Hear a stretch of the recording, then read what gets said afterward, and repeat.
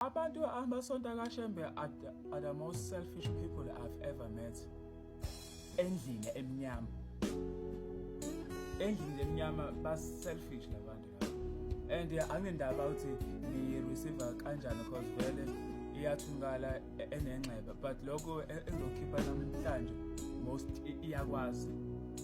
Abantu bakaShembe don't compromise ama-principles for anyone ongasonto khona. Liyayikhetha ikumkedlela inkosi enkulu Bombe Esitime Samabhondo baba mkhulu phakathi nayo-ke into ikumkedlela ehlala likhuluma ngayo njengoba laze lenza i-channel lalenzela ukuthi abantu be-understand abangeni mangibabiza ngithozani nginifundise ngoba lizokhuluma izinto eningazazi nangomunye uswela ulwazi. Abantu bayabhubha ngokuswela ulwazi. Baningi abantu abanomqondo njengawale insizwa le. Into eyinkinga njengoba ngijwayele ukuchaza kule channel yami. Iboshwa zithi impumalanga nentshonalanga ihlangana. Yabo. Leze isuke zenza le inkolo yazo yasejele eyinombolo.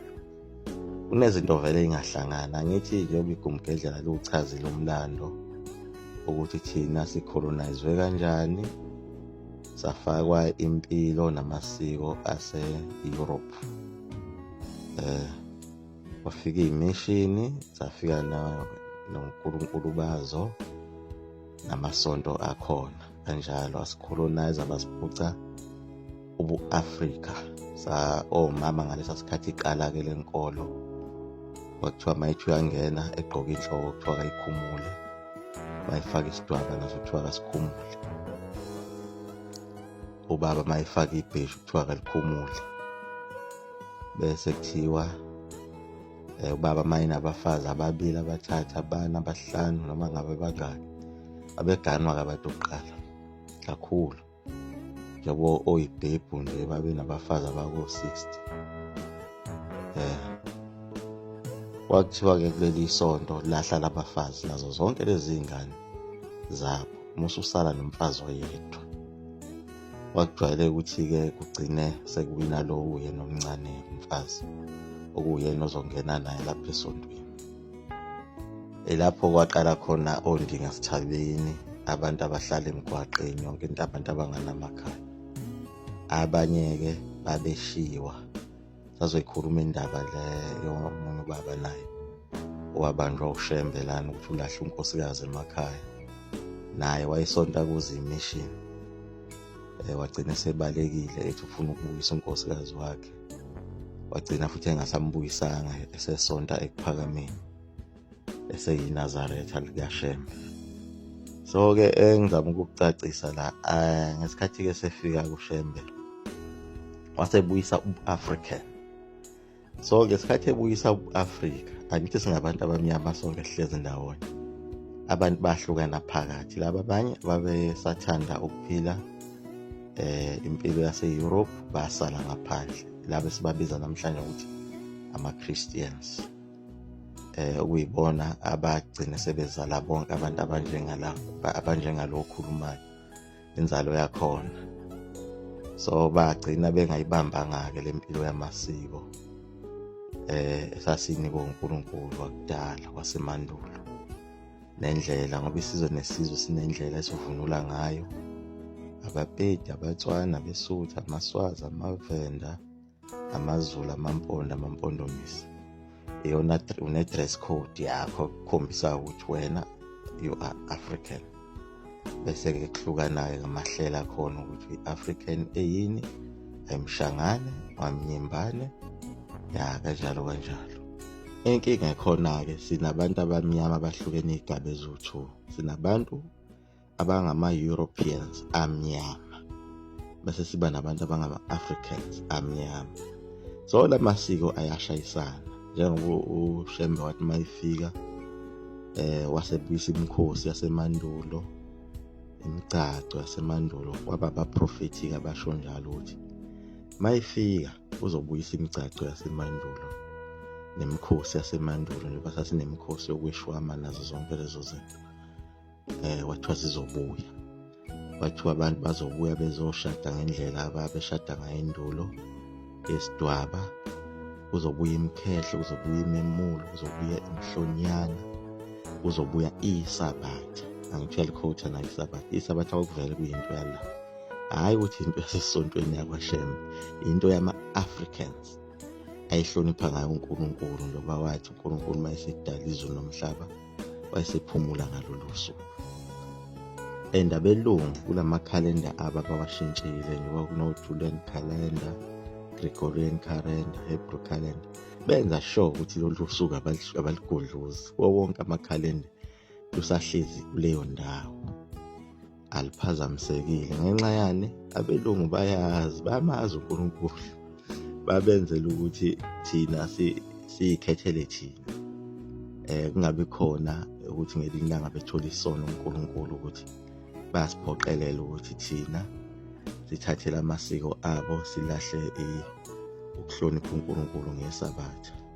Isabatha into ebaluleke ngayo yonke indlela, ifuna uku-understand lokho njengoba ngifundisa nje ngalo kwi-channel.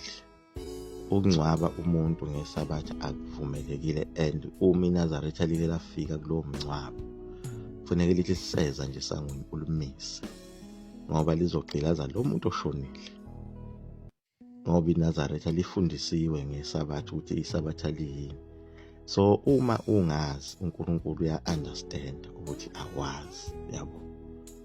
So nina nizongcwaba ngalisabatha, uNkulunkulu mhlawumbe anganithethelela ngokuthi vele ningazi, kodwa once wakhona umuntu owaziyo ngokuthi ukungcwaba ngesabatha is wrong, yabo.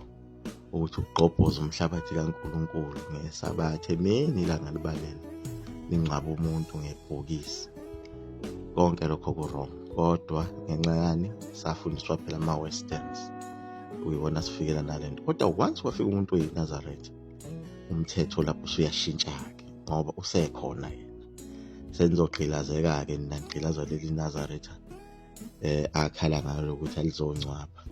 Into efana nani, efana nokuthi uma kuthiwa nibhemela nje insangu yeni noma nenzani lokho enikwenzayo, kodwa once kwakhona iphoyisa lapho ikonakele, ilapho enizoboshwa khona kakhulu, ngoba manje nanti iphoyisa, umphathi womthetho likhona la. Yenzeke kanjani lento? Uma kufika amanye amaphoyisa afika bophe naleli phoyisa, aphinda bophe kakhulu nani. Athi anazi ukuthi ukubhenywa kwensangu ihlanganisa newunga akukho emthethweni, yabo. Banibopha kakhulu, bathi nina niyazi ngoba nangu uphoyisa umngani wenu uyanitshela ngalento. Nithi nakasitshelanga naye besibhema naye, kuthiwa cha, niyazi niyasikhohlisa, wozani la none nazi isigwebo senu sizoba sikhulu ngoba benivele nazi.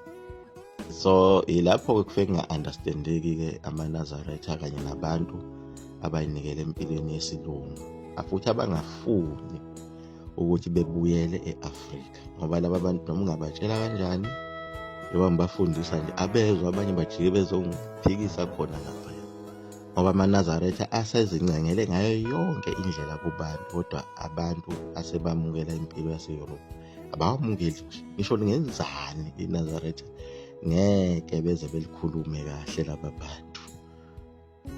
Lamasiko ase-Afrika-ke awahlangani, amanzi noparafini awahlangani nje nawase-Western, njengoba usuke uhlala edrobheni.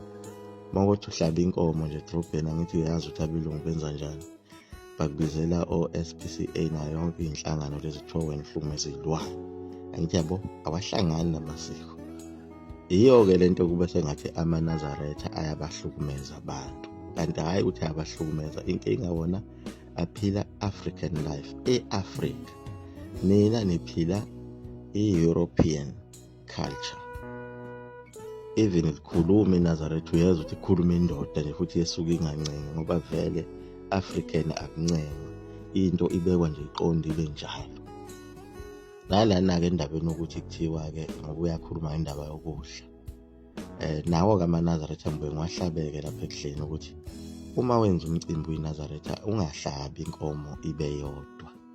Kufanele kwenze sure ukuthi ukudla kuba kuningi ukuze nani abantu laba abangama-Africans ase-Europe bezokwazi uku-accommodateka, ngoba manje once inkomo yayodwa, ngithi inkomo iphuma ngezitho, wenza ukuthi inakhuzana amaNazaretha njengoba eshithi ababizana ngomntakamkhulu noma ngenhlanhlisuthi, uzoza uthi wena amaNazaretha ayakuncisha, kanti inkinga angithi wena okokuqala usokile. Njengoba ungasokile, ama-Afrika ayasoka.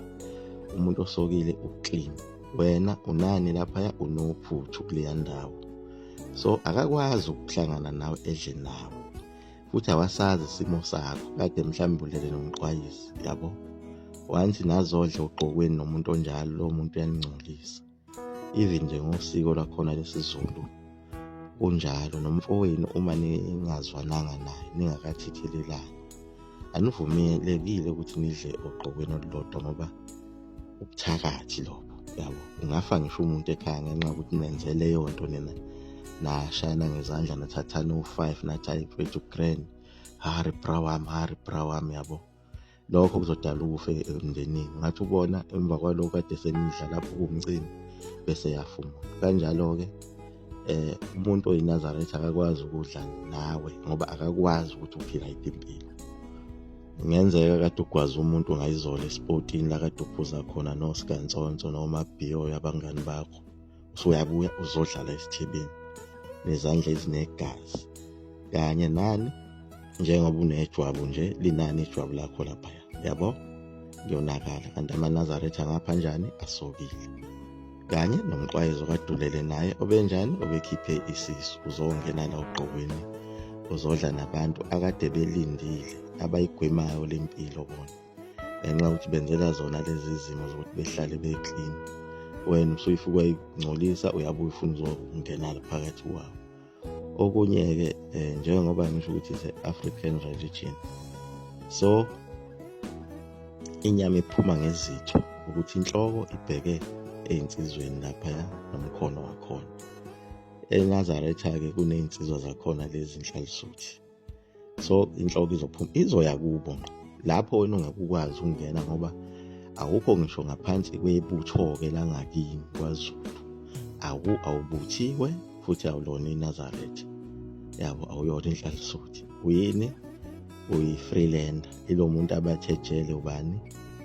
Abantu bakababa, onganambhalo, impatha, yabo. Kuba kanjalo nje, ngoba funeke emhlabeni abantu bagruphekile njengoba ngichaza nje.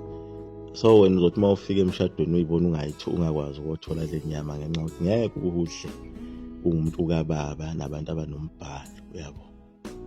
Nakhona futhi uma kwafika amabutho-ke abuthiwe-ke akwaZulu, ilapho iNazaretha kufanele ihlabe khona iy'nkomo ey'mbili, ukuze izothi uma iphuma inhloko nomkhono uye ey'nsizweni zebandla ey'nhlanhlisuthi, bese kuphuma futhi enye inhloko nomkhono eya kuleli bandla ley'nsizwa-ke ey'fikile-ke. Wena usuke wazi iy'nsizwa zangakini, uyofika ubeke kuzona-ke, bone zona ukuthi y'phana kanjani ukudla kwazo. Umfana kamama onjengalo akanayo inyama azoyidlala akanayo, ngoba mayithi uya lapha esibayeni ey'nsizweni uzofika benenkinga, nalaphaya kwinhlanhlisuthi uzofike futhi abhajwe. Kanjalo nabo besifazane, abantu besifazane eNazaretha kunomama basuke beganile, beqondile nje ngqo. Kube khona iy'ntombi zakhona lezi ekuthiwa yini, amakhosazana. Angeke azadle nentombi ey'dayisela umzimba nje noma ey'qomele ey'zalela iy'ngane isinombe kanjani, ngoba nazo ziphila ngaphansi komthetho wobuntombi base-Afrika.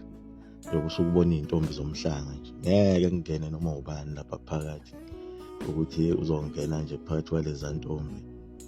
Kuyinto efanayo iNazaretha nalezi ntombi ey'njengey'ntombi zasemhlanga.